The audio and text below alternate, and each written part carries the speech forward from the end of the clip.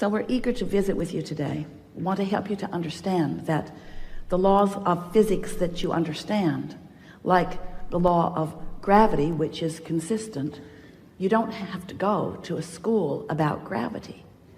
They don't say to you in your first days in school, you know, if you don't come to this class, you could fall up. Many children are missing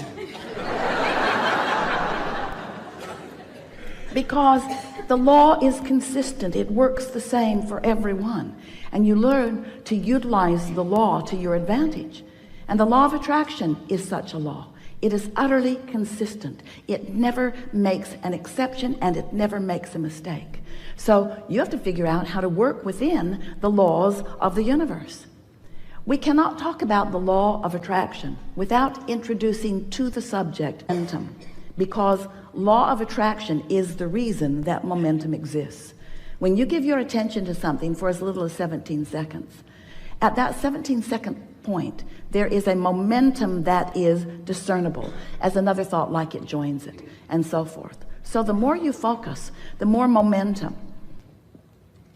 But the most important thing to understand about the way momentum works is that when you are sleeping, you have a reprieve of the momentum. In other words, your beliefs are in suspension while you sleep, which means the momentum of them, the law of attraction momentum of them, is slow to non-existent depending upon how well you are sleeping.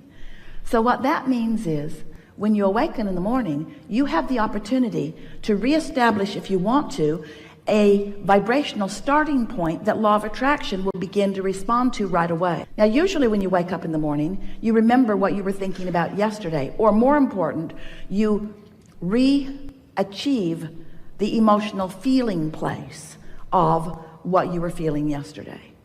It's like, oh yeah, I remember I'm not happy. Or, oh yeah, I remember I'm lonely now. Or, oh yeah, I remember I'm confused. But what we want you to realize is that you don't have to be the same lonely today that you were yesterday, because that night's sleep changed the momentum. But when you wake up in the morning and you deliberately, and you do, call those same people, talk about those same things, focus in the same ways, you reactivate your vibration much as it was before. But you do not have to do that. And that is the most important thing. We want you to realize that you are at a new starting point in every moment. But it is unlikely for you to begin to think all new thoughts when you wake up. Some of you have suggested a lobotomy. We don't recommend it, because there are many things that you believe that are serving you really well. You just want to become a better sifter. You want to become a better discerner. You want to become better at caring about how you feel and then focusing in ways that accomplish that. If we can, in some way, offer enough words don't teach, and analogies, words don't teach, and conversation, words don't teach. We've enjoyed this interaction immensely. That if we can offer enough that will to stimulate within you the awareness that your point of attraction is everything, because you are the center of your universe, and that you are the perceiver of it, which means you are the vibrational interpreter of it. You translate your vibration into the reality that you are living, into what you are seeing and hearing and smelling and tasting and touching. If we can convince you that since all those things are true, that the only thing that matters to you is how you feel. If you can leave this room with a new determination within you that you now, more than ever before, care about how you feel and mean to do something about soothing yourself. Esther was on an airplane last week going from Boston back to San Antonio.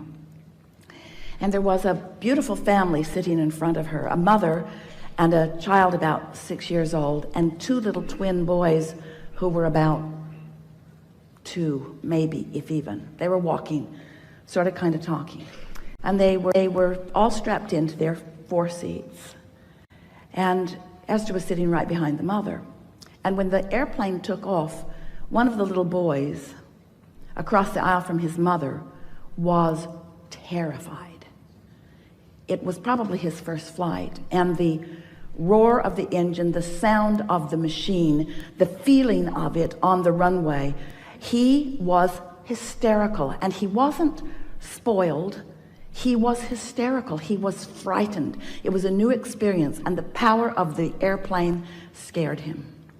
His mother and the flight attendants looking right at his mother like, do not get out of your seat, do not get out of your seat. And Esther is thinking, if I were that mother, I would be out of my seat now. So the airplane got in the air, and once it was stable, long after Esther thought it was stable, the flight attendant gave her the knowing nod, like, now that your child is out of oxygen. So now mother moved over into his seat and held him tight in her arms, just tight in her arms, kissing the back of his head and holding him tight in her arms. And gradually he settled down back into his knowing that all was well. And Esther watched that, and she said to her friend sitting next to her, I want to do that with everyone on the planet. I want them to sit on my lap, and I want to hold them in my arms, and I want to say, it's okay. It's okay. Everything's okay. Everything's okay. Everything's okay. She wants to do it to herself. She wants to soothe herself of attraction that allows her what she wants and deserves. She wants you to be soothed into a point of attraction that allows you what you want and deserve, because that is the only missing factor. How you feel.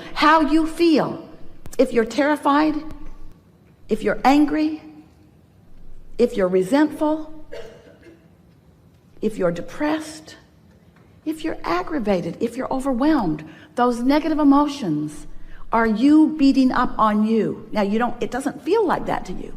It feels like somebody else is doing it. Esther was pretty mad for a minute at the flight attendant who was just doing her job.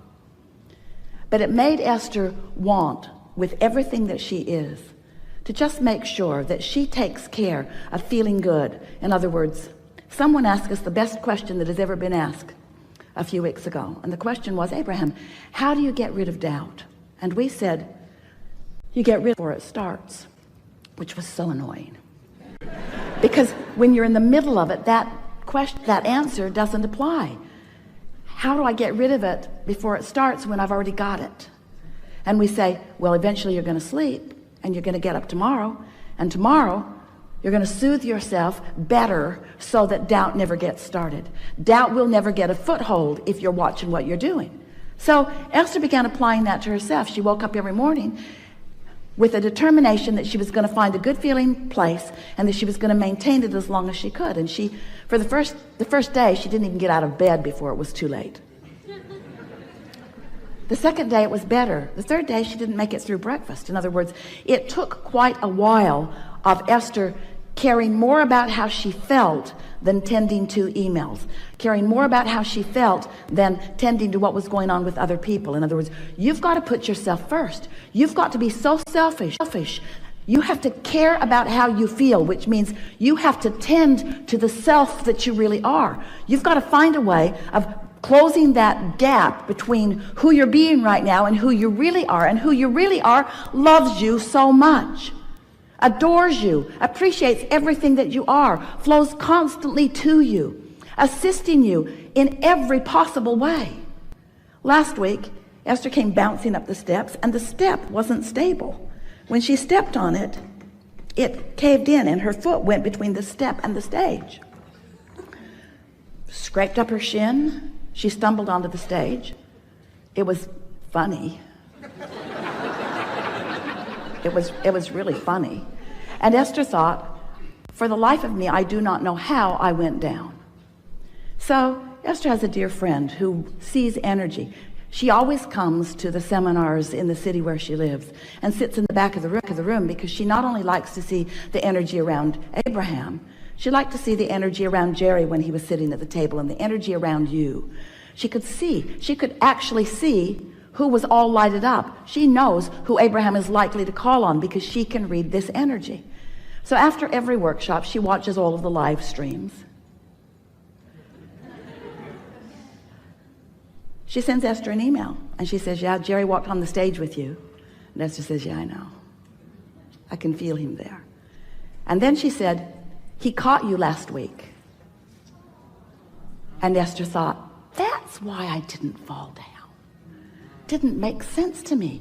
I didn't have my balance. I didn't have anything close to my balance, but I didn't go down. This is the thing that we want you to understand. We've got you. But if you're not knowing that, if you're mad at yourself, then you don't let us get you. You prevent yourself from receiving the inspiration. Do you know when you yawn? That's because you need more oxygen, and we yawn you.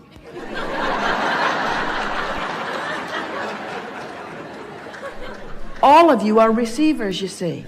How often are you in traffic and you know to do something that prevents something that, how many things do you prevent that you don't even know you prevent? So many, because you're receiving constant impulses. You are so blessed. You are so tended to. We are so aware of you, and you are so in your own way so much of the time as you're complaining about this and worrying about that. Watching CNN. So we want you to know that you are the focal point of so much awareness, and that when you ask for something, we all know it, and we see clearly the path for you to move from where you are to where you want to be. And you know what? You want it to be a direct path. We don't. We want you to have fun along the way to the path. We want you to pick up more things along your physical trail along the path. We want you to gain more clarity along the path. We want you to continue to feel your vortex full of more things that you want along the path. Because you know why? It's a very long path. You know why? It's a path of eternity. So you keep being in such a hurry to get over there. I really want to be over there. I'm not happy over here. Then you're not ever going to get over there. Can't get over there. Can't get there from here. If you're unhappy over here about what's over there that you don't have over here, you can't get over there.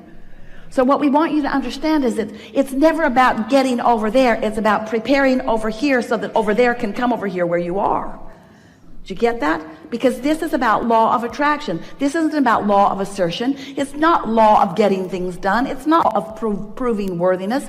It's a law of attraction. It's about you finding some way to think some sort of thought, to get on, to hold yourself on your own lap and soothe yourself. I am a good person, and I am doing well, and all is really well, and it's getting better, and I am figuring this out, and things are going my way, and I'm getting clearer every day, and I'm having fun in the process of doing this, and I'm understanding the creative process, and I know that this is a universe based upon attraction, and I know about vibration, and I know what I'm doing with vibration. I'm getting better at it every day, and there's evidence every day that lets me know that.